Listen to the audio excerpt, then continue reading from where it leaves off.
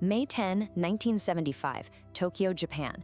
Sony's chairman, Akio Morita, pushes a small white tape into a heavy, wood-grain console. He hits play on a recorded baseball game, and just like that, casually launches the home video revolution. Now that first unit, the SL-6300, retailed for 229,800 yen. If we adjust that for inflation, you're looking at roughly $4,200 today. Huge price tag, right? But as the engineers in that room watched the sharp, perfectly stable playback, they knew exactly what that kind of money bought. Because for the very first time, ordinary households could actually capture off-air broadcasts to watch literally whenever they wanted. Sony had poured nearly a decade of development into this technology. They called it Betamax.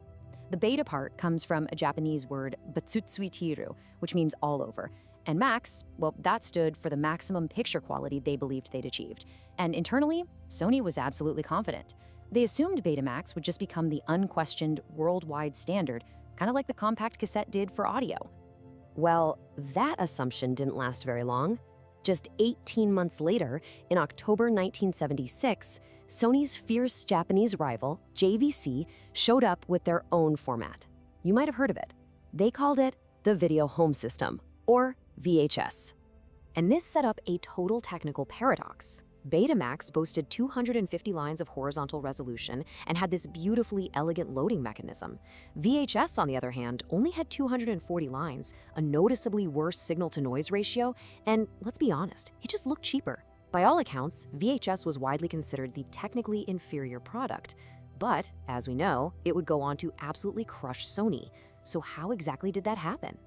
It really started with Sony's first fatal strategic flaw: one single hour. Sony engineered their very first L500 tape to run exactly 60 minutes. And they made this massive, almost arrogant assumption about human behavior. They thought users primarily wanted to time-shift short television programs, sitcoms, the evening news, maybe catch a few innings of a baseball game. But JVC? They made a completely different calculation. VHS launched with a 2-hour capacity right out of the gate. Why? Because they anticipated consumers wanting to record feature-length Hollywood movies. Think about it. If you wanted to record The Godfather on Betamax, you actually had to physically eject and swap cassettes halfway through the movie. On VHS, you just let it run. And this sparked an all-out arms race. Sony quickly realized their mistake, so they slowed their tape speed down to squeeze out 2 hours, but doing that visibly degraded their famous maximum picture quality. JVC didn't miss a beat. They immediately leapfrogged Sony, rolling out 4-hour and then 6-hour VHS modes by 1979. And here's where a fascinating psychological shift happened. Consumers just completely stopped caring about Betamax's technically superior picture. They started buying strictly for tape length. Then came JVC's decisive second move. While Sony kept its technology closely guarded with just a handful of partners, JVC took the exact opposite approach. They pushed an incredibly aggressive open licensing strategy. It was like they were building an army.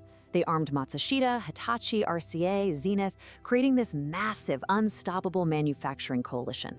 And that coalition had an immediate compounding effect. Intense open market competition drove the price of a basic VHS deck down to $300 by 1982. A comparable Betamax deck, that would set you back closer to $500. JVC just flooded the market with cheaper hardware. But hardware was really only half the battle. In 1977, a guy named George Atkinson pioneered the Hollywood video rental business. Suddenly, independent retailers and future giants like Blockbuster faced a really strict, expensive hardware stocking decision. They simply couldn't afford the floor space or the inventory costs to stock two competing formats. And because the cheaper hardware meant far more people owned VHS at home, rental stores made a purely mathematical choice. They went VHS only, actively erasing Betamax sections right off their shelves. By 1986, this powerful ecosystem of longer tapes, cheaper hardware, and total rental store dominance handed VHS a staggering 90% of the United States home video market. Sony's beautifully engineered tape was suffocating. But while this huge commercial war raged, a parallel existential threat was quietly brewing in the background. Back in 1976, Universal Studios and Disney sued Sony for piracy, literally claiming the VCR was built for mass copyright infringement. By 1981, an appeals court actually ruled against Sony, declaring that home recording was outright infringement. If that stood, the entire industry was dead. No VCRs, no nothing. But in 1884, the Supreme Court reversed it in an incredibly narrow 5-4 decision. Justice John Paul Stevens wrote the ruling that birthed what we now call the Betamax Doctrine. This is the legal principle that a manufacturer of a device with substantial non-infringing uses cannot be held liable for the infringing actions of its users. This ruling didn't just save home video.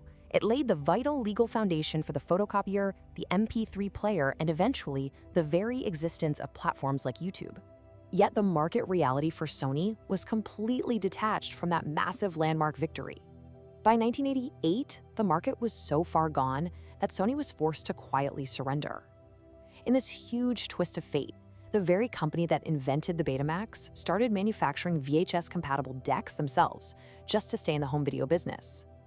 But there is a lingering detail to this war that totally defies logic. You'd think the Betamax format just vanished entirely by the 90s, right?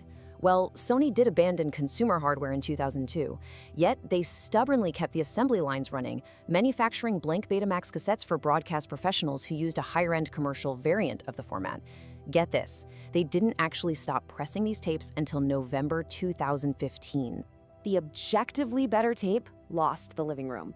It was outplayed by a longer runtime and a bigger coalition, but its name remains the legal shield that protected the entire future of consumer electronics, long after Akio Morita's heavy, wood-grain console gathered dust.